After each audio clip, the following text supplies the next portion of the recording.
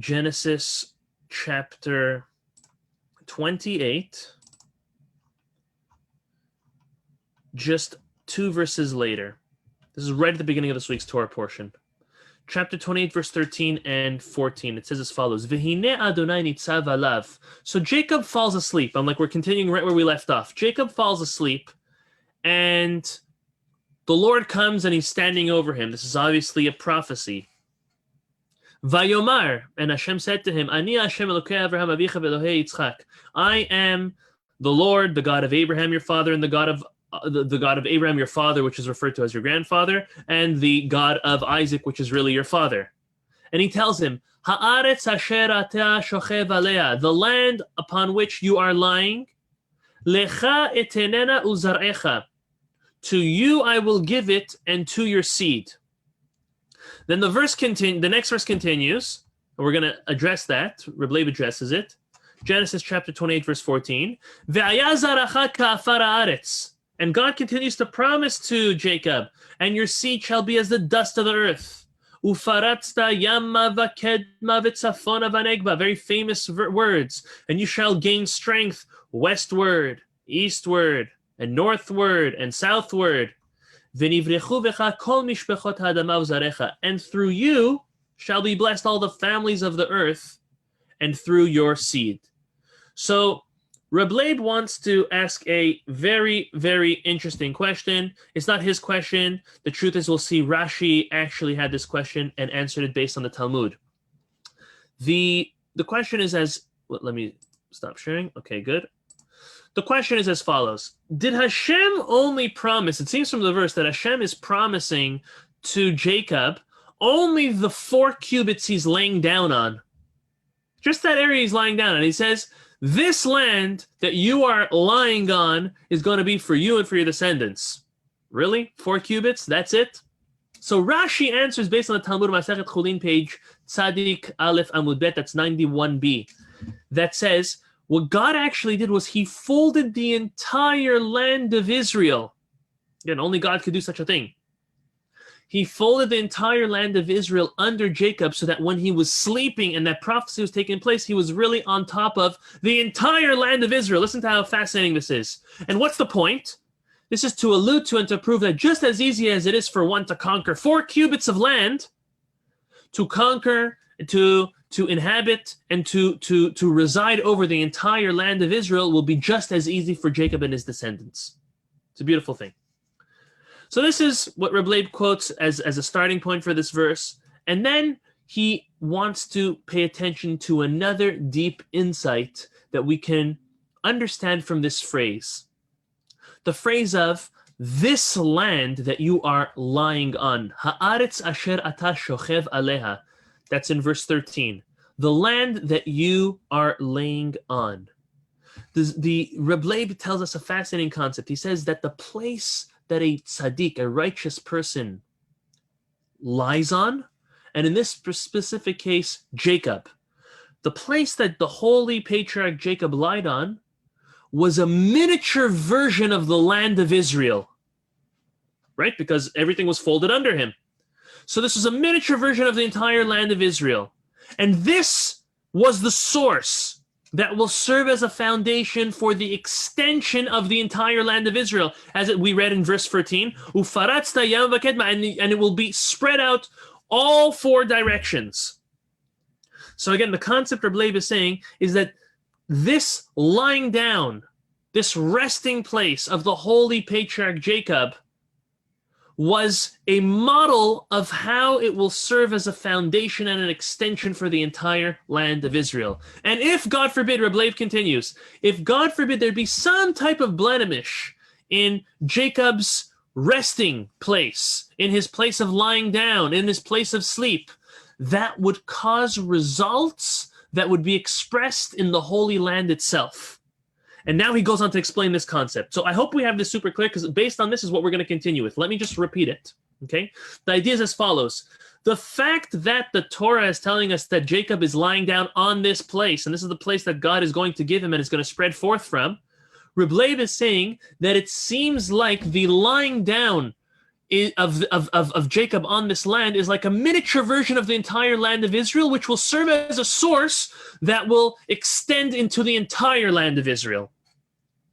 And that if God forbid there's any type of blemish in the lying down, in the rest, in the sleeping place of Jacob, it would result in something negative for the land of Israel.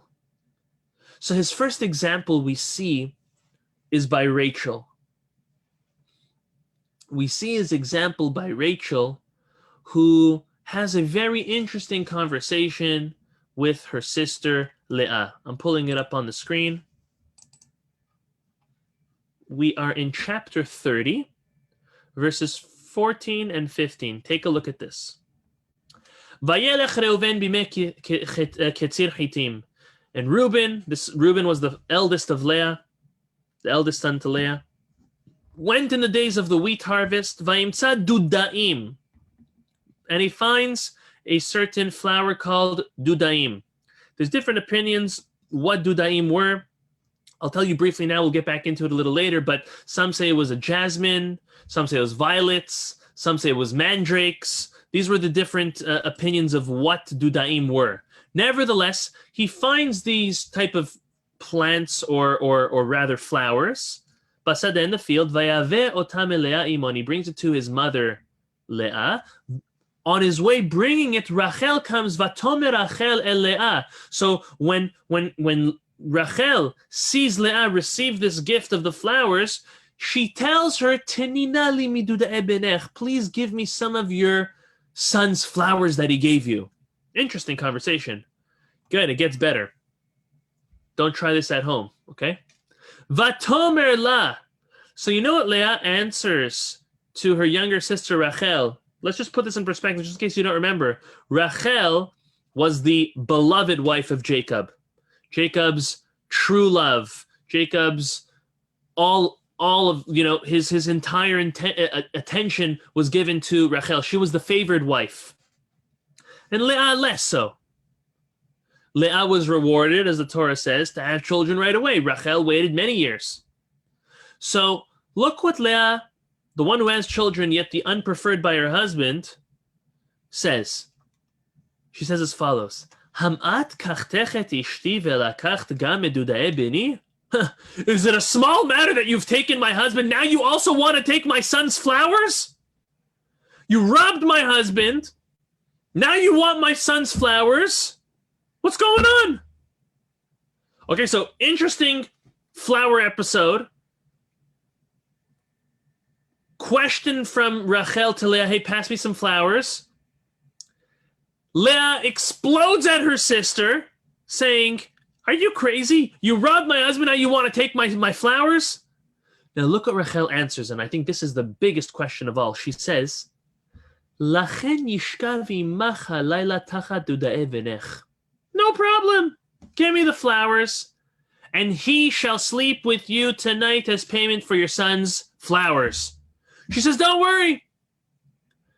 Jacob, our husband, will sleep in your tent tonight. It's worth it. I'll forego having him sleep in my tent for the flowers of your son. Wow. And I'm not the only one shocked by this. Our sages are shocked by this. Rachel, unfortunately, is even punished on account of giving up her right or her opportunity to sleep with Yaakov in the same tent. And because of that, Rashi quotes amongst, what the Talmud tells us and all others, that she lost her portion in the in Eretz Yisrael, in the land of Israel, because she gave up the sleeping. She altered, she changed, she belittled the lying down, the place of rest of Jacob, by, so to say, renting him out to her sister for some flowers. And because of that, she wasn't buried with him. Rachel was not buried with Jacob. It was Leah that was buried with Jacob in Me'arat HaMachpelah, in the double cave. So she was punished for this. So this is Reb Leib's first proof that anytime someone disgraced or belittles Jacob's resting place, his lying place, the place where he sleeps, they're punished for it. And their punishment is directly connected to the land of Israel. As we see by Rachel, she loses her right to be buried in the land of Israel with Jacob. Now, the Reb Leib says, I want to understand something which may be connected. We're going to soon see it's directly connected, but he starts off by saying, let's see if this is connected. Very interesting. He says, why is it that Reuven, Leah's eldest son, when it comes to the settling of the land of Israel, you know where he settles? He doesn't settle inside the land. He stays me'ever layarden. He stays eastward of the Jordan River. He doesn't cross over. Well, mind you, he crosses over and he helps conquer, but he settles east of the Jordan River. Why? Why would he not want to enter in the land of Israel? So, the reason is, Reb Leib explains that he was actually punished. He was punished that he could not settle, his descendants would not be able to settle into the land of Israel because he blemished, he disgraced his father's bed, the bed of a tzaddik, the bed of the righteous person, the resting place, when he took his father's bed out from Bilhah's tent, and I'll explain that in a moment to you, and he put it in the tent of his mother Leah. You see, when Rachel passes away, Jacob takes his bed, who was always, as we just mentioned, always in Rachel's tent, and he brings it to Rachel's maidservant Bilhah's tent. Reuven saw this, and he's like, oy, oy, oy, oy, oy, my mother's going to be so hurt. How could the maidservant of the favored wife be the next favorite and not my mother, who is a real wife? So what he does is he goes and he takes the bed out from that tent, Bilhah's tent, and he puts it in his mother Leah's tent. Because of that, he lost his portion for his descendants in the land of Israel. Very severe. But again, Reb Leib says it makes perfect sense, because someone's tampering with Jacob's resting place, his sleeping place, they get punished. They lose the land of Israel. Rachel and Reuven now. If we look later on, we actually see that when Jacob is giving his final blessing and admonishment to his children before he passes away, he gives another reason, another thing that that Reuven was punished for, the fact that he took the bed out. And he says, let me show you. This is so this verse, let me just share with you this verse. This is Genesis 35, verse 22. This is Vayhi bishkon Yisrael ba'aretz hahu. This is right after Rachel passes away. Vayelech Reuven. What does Reuven do? Vayishkav et Bilhah pigelegesh haviv. Unfortunately, this sounds like Reuben laid with Bilhah, literally slept with Bilhah, his father's wife. Chas v'shalom, this is not what it means. Reuven was a righteous individual. It means that he tampered with Jacob's bed, and he took the bed out of Bilhah's tent, and he brought it to Leah's tent, to which Reuven was admonished by his father only later on in his life. Look at this. This is at the end of Jacob's life, when he collects all of his sons to his bedside and he blesses them, or the first couple he actually rebukes. He says as follows, very difficult pasuk. Pachaz kamayim al totar. This is what he says to Reuven. You have the relentlessness of water. Ki alita mishkaveh avicha. Therefore, you shall not have superiority, for you ascend upon your father's couch. Az hilalta yitzue Allah. He says, then you profaned him who ascended upon my bed. This is in a hinting way. Jacob is admonishing, he's rebuking his son for tampering with his bed years prior. Many, many years prior. So Reb Leib says, very interesting. So what is the reason that Reuven what punishment is Reuben getting for moving his father's bed? Is it losing the land of Israel? Or, as other sources say, that he lost his birthright because of that? Which one is it? Based on what we said before, it seems like he lost the land of Israel. Based on what it says right now in the verse, chapter 49, verse 4, it seems like he is losing his birthright for the fact that he tampered with his father's bed. So, Reb Leib says they both are interconnected. He did one thing and he was punished doubly.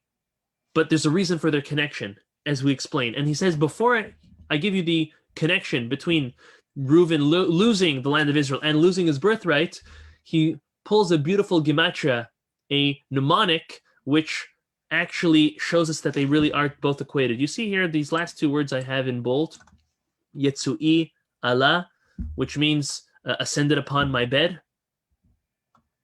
Jacob telling Reuven, look at the numerical value of Yetzui Allah is 291. Reb Leib says that the numerical value of Eretz, of the land, which is obviously referring to the land of Eretz Yisrael, is the same numeric value, meaning there must be a connection between the two. And guess what? There surely is. Reb Leib goes on to explain that Reuben was a righteous child, righteous man. He developed to be a righteous man. And we see that God was extremely strict in judging Reuven. He was tit for tat, midah keneged midah, measure for measure. That based on the way a person acts, Hashem reciprocates, and that's what happens to them. Based on the way Reuven acted is exactly the way that Hashem treated and judged him. And again, it was stringently because he was a righteous man. Reuven was the one who brought these flowers to his mom.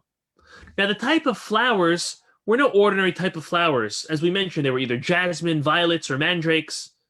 Why specifically these flowers? So there's two interpretations. One is he was just trying to do a nice deed to his mom. But on the other hand, these three types of flowers have certain healing properties or good luck charm, segulot properties for fertility. And Reuven wanted his mother to actually have more children. He understood that his mother wanted to have many children. So he goes and he brings this to his mother. Consequently, Rachel sees Reuven carrying these flowers, and then because of what we just said, that she asked and answered and had Jacob's bed taken out of her tent and brought into Leah's tent, that was the cause for a disgrace of Jacob's bed and resting place, which was the reason why Rachel was not buried in Merat Machpelah, was not buried with Jacob. Now, it was obvious that Reuben had only good intentions, but the problem is he did not have the sensitivity to do so in a concealed way, that his aunt, Rachel, who had at that time no children, not Joseph and not Benjamin, no children, wouldn't feel jealous or wouldn't feel hurt.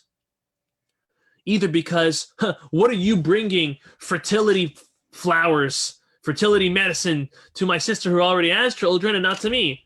Or how could, as Reb Leib explains, how it's so hurtful for a woman, especially a sister, a co-wife, to have their nephew bring gifts to their sister as a child to a mother and her not.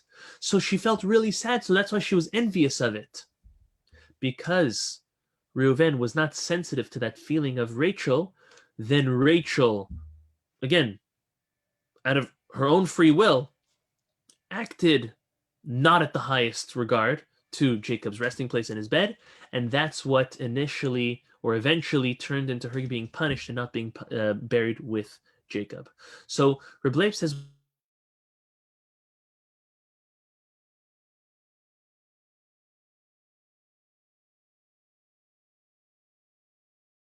you're frozen.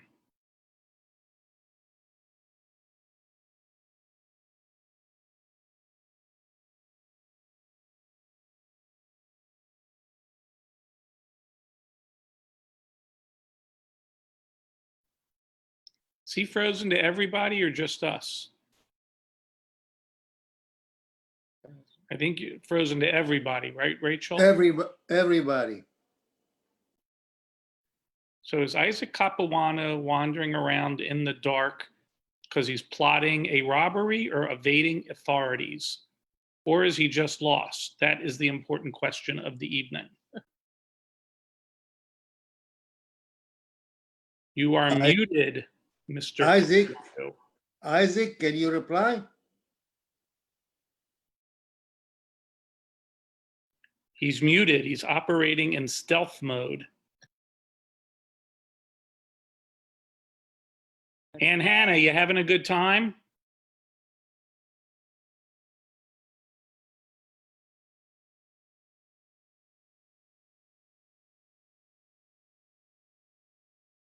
All right, we see you. But we don't hear you. Okay. Sorry about that.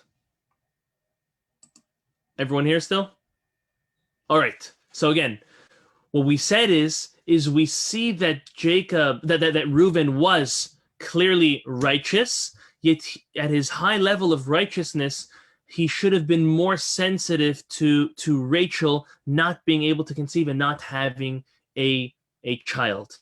That's the first aspect. Then Reb Leib goes on to explain that Reuben actually was the cause, the setup for Rachel to disgrace Jacob's bed, unintentionally, obviously, and that made her lose her portion in the land of Israel for being buried in the land of Israel. So now, midah keneged midah, measure for measure, is that Reuben is going to lose his place in the land of Israel. He made a mistake. He thought that since Rachel passed away and was not buried with Jacob, and his mom Leah was going to be buried with Jacob, that his mom was the main matriarch. So how could his father's bed go to the concubine's tent and not to his tent? So he went and moved it. But what Reuven didn't understand, Reb Leib says, is, as Rashi explains in chapter 48, verse 7, that Rachel was the main mother, and she was buried specifically on the roadside as to serve as a merit, so that when the Jewish people are passing by there on their way out to exile, that she would cry and pray for them and serve as a great merit. So to end off, Reb Leib now goes to another conversation that Jacob has towards the end of his life with Joseph. These are actually the last two conversations that Jacob has with Joseph before his passing. One of them is in chapter 47, verse... Let me open it for you. Chapter 47, verse 29 says as follows: Vayikrumu yemei Yisrael lamut vayikra livno liYosef vayomer lo imna matzati chen benecha simna yadecha tachat yerechi. I'm doing it quick. Jacob is passing, and he tells his son, if you find favor in my eyes, place your hand beneath my thigh. They were making a vow, and he tells him, you shall deal with me, make promise to me that with loving kindness and truth, al na tikbereni b'mitzrayim, do not bury me in the land of Egypt. Rather bury me in the land of Israel. This is the second to last conversation Jacob has with his son Joseph. Now, the last conversation he has with his son Joseph is when he tells him, Ve'ata shnei benecha hanoladim lecha be'eretz Mitzrayim. He tells him, when he's about to bless him and bless his children, he says, bring me your two sons that were born in Egypt. Lihem, they will be like my own sons. Ephraim and Menashe, Kiruven v'Shimon Yuli. Ephraim and Menashe, your two sons, are going to be like my very own two sons. So now, Reb Leib asks, he says, if you look, right here, he's about to call his grandsons for a blessing, Jacob. And then he goes on and he tells him, right before he makes a blessing, he tells him, you know what? On my way when I was coming back from Padan, this is in chapter 48, verse 7. He says, on my way coming back from Padan, my wife Rachel died, and she was buried along the roadside. Asks Reb Leib, seems very out of place. Seems like the second to last conversation that Jacob has with Joseph has to do with not burying him in Egypt, rather in Israel. And the last conversation has to do with blessing his two grandchildren. So why in the last conversation, the second conversation, does Jacob bring up the fact that he had to bury his wife in Bethlehem, not with him, meaning when they were traveling on the road? That should have either been omitted from there or mentioned in the first conversation. The conversation has to do with burial, meaning don't bury me on the roadside or don't bury me in Egypt as I did to my wife. Rather bury me in the land of Israel. So either way, Reb Leib says that that verse has nothing to do with the blessings, but it really does. And he answers and he says, you know what Jacob is telling Joseph? He says that your two sons are going to be like my own two sons. And they're going to inherit the land just as my own children, like one of the tribes. You are not going to get one portion of the land of Israel. You're going to get two. It's not going to be the tribe of Joseph. There's going to be Menashe and Ephraim, two independent tribes. And the reason for this is because Reuven lost his birthright. The firstborn is supposed to receive double portion. He's not receiving double portion. He's going to receive one. And you, Joseph, through your children, you're going to receive two portions. And he's doing this because he moved the bed. He moved my bed, Jacob says, after Rachel passed away. And this explains, Reb Leib, and I'll do this briefly, explains the sequence that takes place in chapter 35 in Genesis, Parashat Vayishlach, that first Jacob is blessed by God, and this blessing is referring to Menashe and Ephraim that are going to have their own tribes. The next verses 16 to 21, are speaking about the passing of Rachel, and verse 22 is Reuven moving his father's bed because they're all interconnected. Reuven, by moving his father's bed, lost his birthright and lost the fact that he's going to have a double portion. And furthermore, he's losing his portion in the land of Israel for what he did because he started tampering with and belittling the righteous person's, the tzaddik, Jacob's bed. So again, what Rav Leib showed us here is how disgracing and disrupting Jacob's holy resting place had powerful ramifications with regards to the inheritance of the land of Israel. One last thing he mentions before we tie this up is we understand now why Reuben is not settling in the land of Israel. His descendants, his tribe is not settling in the land of Israel. So why is it that the tribe of Gad and half of the tribe of Menashe also don't? We know that it's 9.5 tribes that settle in the land of Israel and 2.5 tribes that don't. Reuven, Gad, and half of the tribe of Menashe. So why are they all not in there? Okay, we just explained Reuven, he's punished for it. But what about the other two? Explains Reb Leib based on a Kabbalistic insight that really fits in perfectly to what we explained over here. According to the Kabbalah, according to the mysticism of Judaism, Reuven was not allowed to enter the land of Israel. Sorry, let me say it like this. All three of these tribes, Reuven, Gad, and Menashe, all had a certain spiritual or slight defect in their creation, in their formation. Okay? So listen to how this works. When Reuven was conceived, Jacob actually thought that he was marrying and sleeping with Rachel, right? That was the night of their wedding. But it wasn't. It was Leah. So in Jacob's mind, he was sleeping with Rachel, but he was really sleeping with Leah, and Reuven was the product of that. That is a defect in his creation. And that's why he was not able to enter the land of Israel. Gad was the first child of Zilpah, which was Leah's maidservant. What's wrong with that? Well, when Rachel saw she couldn't have children and her sister already had 6 kids, she gave her maidservant Bilhah to Jacob, but she conferred with him. She suggested that maybe she should build a house through her maidservant because she can't. Leah didn't. Leah saw that her sister gave Bilhah and had children with Jacob.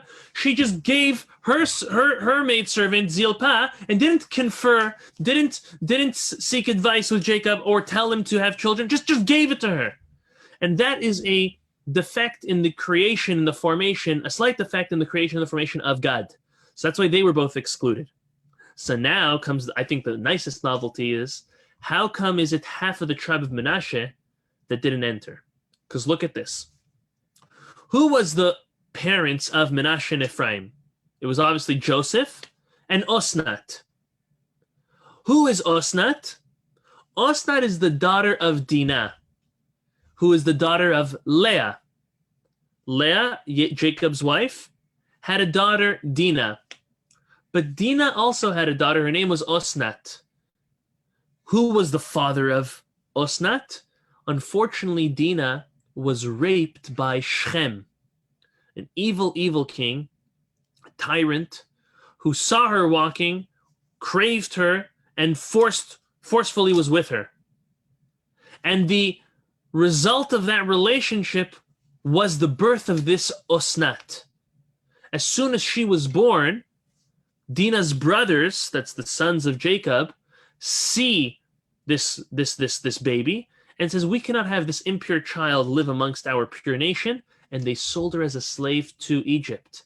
And that's where she, with divine providence and ordinance, meets Joseph, who was also sold as a slave, and then they get married. The two of them being married brought along Menashe and Ephraim. Says Reb Leib, look at the four grandparents of Menashe and Ephraim. Who are they? Well, on one side we have Jacob and Rachel, right, Yosef's parents. And on the other side, Osnat's parents are Shechem and Dinah. Out of four of them, one of them is impure.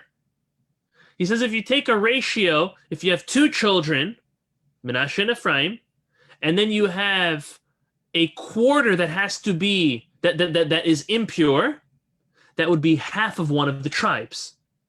And he says it goes to the first son, half of Menashe, which had that creational defect, that formation defect, and that's why half of Menashe was kept out of Egypt, kept out of Israel. It's a fascinating insight. That means Reuben and Gad, because of the way they were created, had some slight defect, they were left out. Half of Menashe, because that is a quarter of the offspring of Joseph, which have a 1/4 of their grandparents as impure as being Shechem. Very, very interesting. Anyways, the lesson Reb Leib gives us on this piece, and with this we'll end, is that nowadays, listen closely what he says. He writes this. This is not even my inference. I'll give you my inference on it later, but this is what he writes. He says, nowadays, we're in constant threat of war and of lo alenu chas v'shalom being conquered in the land of Israel. There's a constant war threat in the land of Israel. And Reb Leib says that this principle of the purity of one's resting place, of one's bed, of one's sleeping place, has great significance to us. Because if we want to keep the land of Israel, the only way to do so is by maintaining its holiness, but by maintaining the purity and holiness that Hashem has given us. And that is the holiness of one's bed, of one's resting place, and specifically family purity. The laws of family purity are there not only to provide harmony and growth and strength between husband and wife, but it's also there to provide a protection for the land of Israel, to be ours, and for us to flourish in it and to grow in it. So this is something that every single one of us can work on in our own way, in aspects of family purity, in aspects of keeping our home as Torah oriented and as based as possible, the holiness of one's bed and resting place. Of course, we can't compare our levels to Jacob or any of the tribes. Of course not. However, what we can do is in our own way understand that the family purity that we invite into our homes, that we maintain in our homes, is something which serves as a protection for the land of Israel, since we see there's a connection between the resting place of Jacob and the land of Israel. What I wanted to say, that's one lesson. The lesson I wanted to say is that we see how important this concept of midah, keneged midah, is measure for measure, and how God is very exact. He is the one and only and the ultimate and the true judge. Everything that happens in life to every person or every situation is perfectly calculated by God. We may not understand it, but everyone gets what they deserve because Hashem is the ultimate judge. Hashem knows what every person does or what every person has done or what a person's going to do. So that's why he gives things to certain people and he takes things from certain people, because everyone has their own relationship with God and Hashem has their specific test for that person, and we will never understand. We don't know why some people suffer and other people thrive. It seems like sometimes the evil people thrive and the great righteous people suffer. Why is that so? Hashem has a calculation. Sometimes we're able to understand it. Sometimes we'll only understand it after 120. And that's fine. Our test is to have complete emunah, faith and belief and trust in God that everything that happens in life is midah keneged midah, measure for measure, and that should encourage us to always act at our best, be our best, treat others nicely, and forge our great relationship and grow our great relationship with Hashem in the greatest of ways. So thank you everyone for joining us. Really appreciate everyone being with us tonight. If anyone has any questions, you may unmute yourself and go for it. Rabbi, I don't have a question, but since Isaac's seems to be traveling in circles, I've contacted the police. They will be there shortly, and they will help guide you home. Best of luck. That's going to be my comment, Rabbi. Whatever I was saying in the chat was nothing to do with you. It had to do. I was trying to communicate with everybody because everybody could talk, but not me. No problem. Okay. Does anyone have any questions? Yeah, I have a question. Of course. Osnat, was she adopted? I mean. No, wow. She's not adopted. Okay, so Osnat was sold as a slave to Egypt because the brothers wanted to get rid of her. And they wanted to get rid of her because she had an impure father, Shem ben Hamor. So when she was brought to the slave market, the wife of Potiphar saw her and bought her as her own personal maidservant. So that's the story. I don't think she was adopted by the wife of Potiphar. I'm really almost sure that she was bought as a slave. Maybe how do we know that? How do we know that? The Midrash tells us. Okay. Midrash, possibly the Talmud also. Rashi quotes it. It's something which we take quite seriously. Rabbi, I have a question.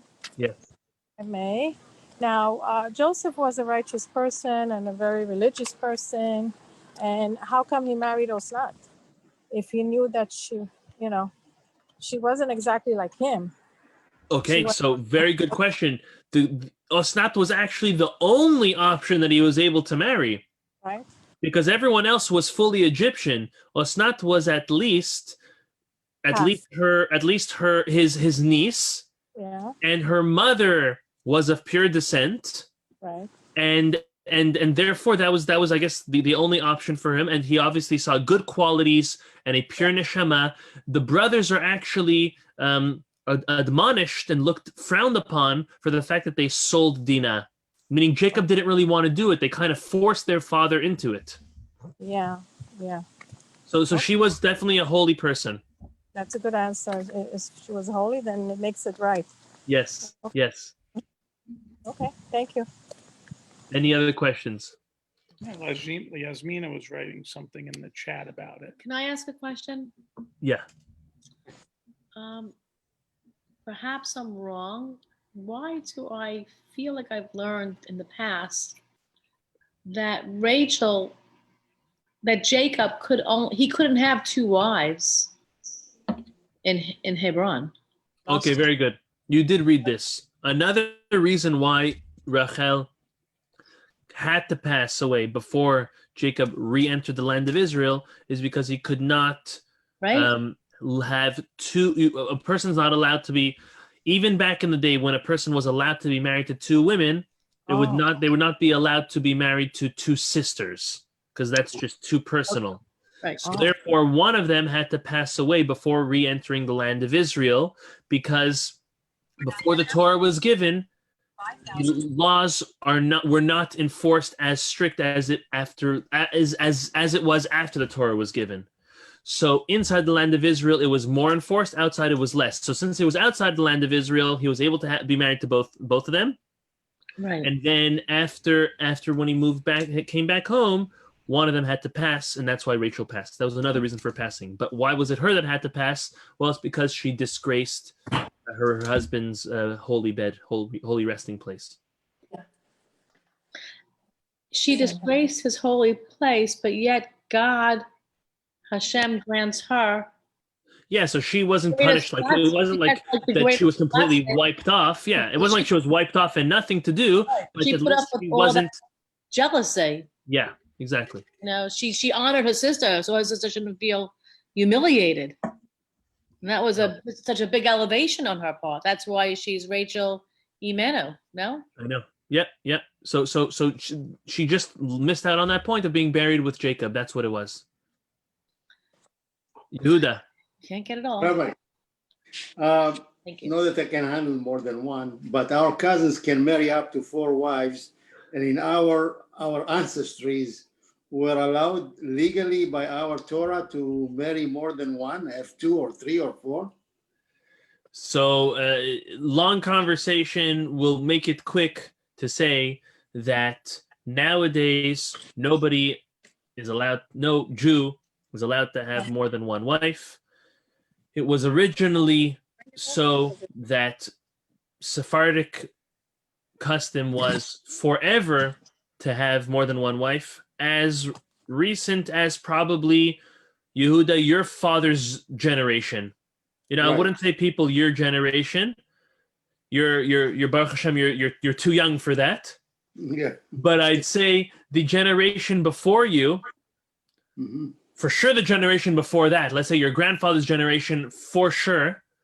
But even even as recent as the generation before you, Yehuda, it was still quite common for Sephardic men of Sephardic tradition to have more than one wife. It was the Ashkenazim who had Rabbeinu Gershom who instituted to not have more than one wife.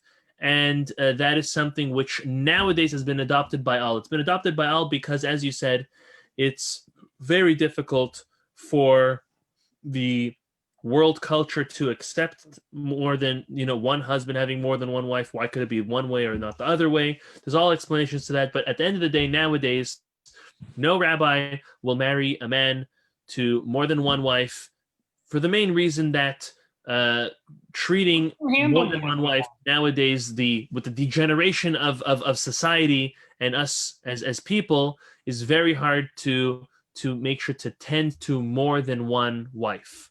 So It was more common in the diasporas, Tunisia, Algeria, Morocco. right.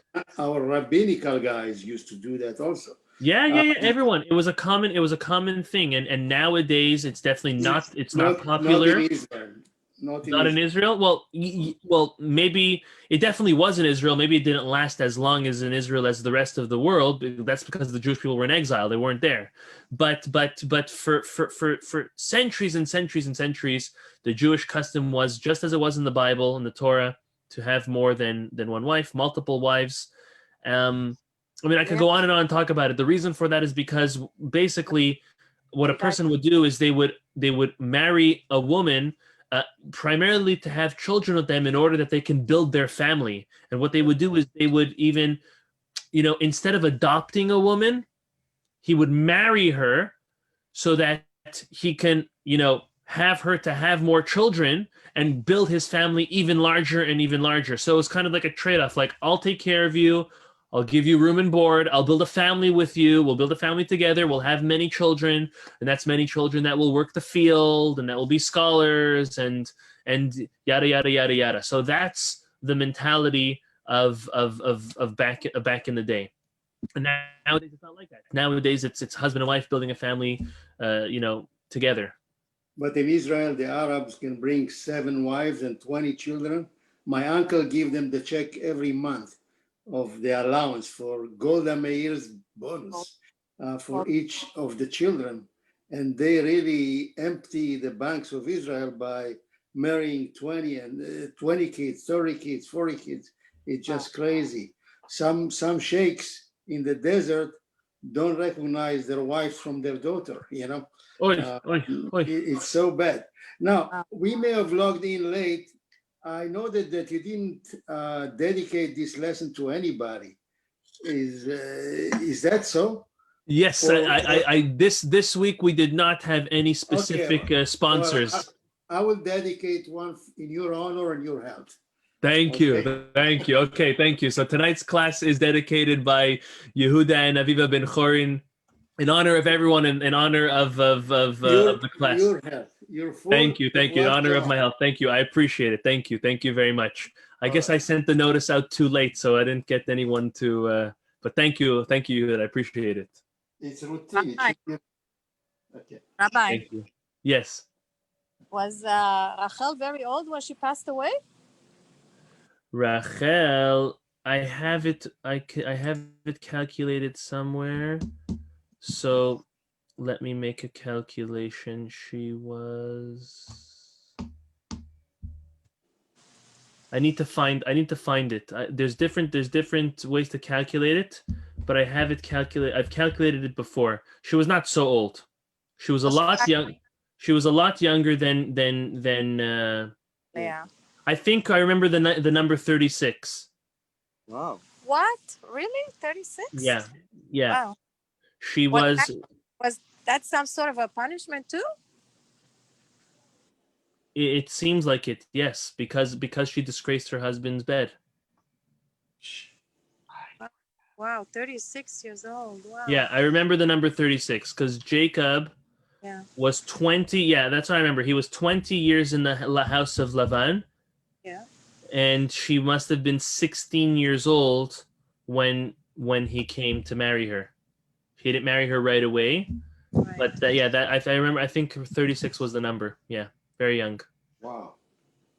Wow. Oh, very good. Yes, Yasmina is reminding me. Another reason why she passed away so young is because when she took her father's idols, her father cursed her. Okay. Yeah. And that also brought her to pass. Thank you, Yasmina. Wow. Okay, I have a lot in the chat over here from Yasmina. Let me go through it quickly. A lot of interesting things over here. Yes, it's true. Yeah, the way that they met, and we'll speak about it another time. The way that Osnat and Joseph met was because she threw an amulet that was a sign of protection that Jacob wrote for her. That's how they met. It's a longer story. I'll share that midrash when we get to that in the parasha. Jacob did convert them, and they were no longer considered sisters. However, there was no concept, truth to be told, there was no concept of converting back in the day the way that it is nowadays. The official way to convert the way we do nowadays was only after the Torah was given. Before that, if a person just committed themselves to Hashem in a very simple way, they were already on board. So it was a little different than the way it is nowadays. Yeah. Was Leah upset that she wasn't the favorite wife? Yes, she was definitely not. She was definitely upset that she was not the favorite wife. Leah actually had her eyes were always bloodshot and red because she was sad that she did not marry her soulmate, which was Esav, because Esav messed up. Esav did not become the person he was supposed to become. Okay, I think that's good. It's great to have everyone with us, and hope to see you all next week. Thank you for. Thank you.